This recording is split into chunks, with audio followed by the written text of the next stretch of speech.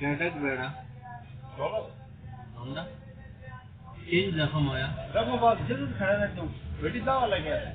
कान डालना स्प्रे निकले ना रे नीले जाना में जी जी रहना रे हम माने स्प्रे नकीम नाम है हां ता सकना नीले का तो स्प्रे मतलब एक अच्छा होवे नाले पैर ना बात पैर रखना ठीक जी जी पैर महसूस नहीं करना माल का पता है फिर वो पता है आप जरूरी है ज़ाहिर है जख्म खराब हो कितने धोंदा बैठ ये ऐसा दोनों सीधा ही जाए जगह पर वजन चेक करा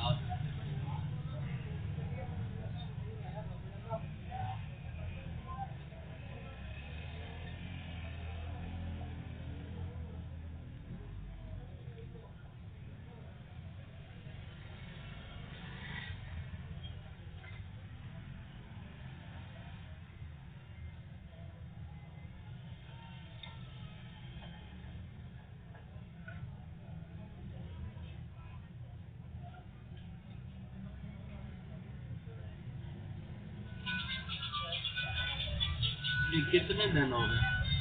ये हो गए सब दिन हो गए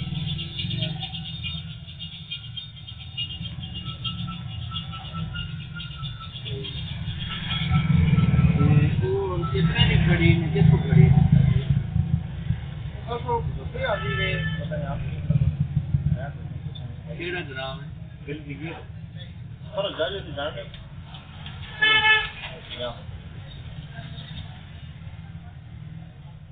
स्प्रे असल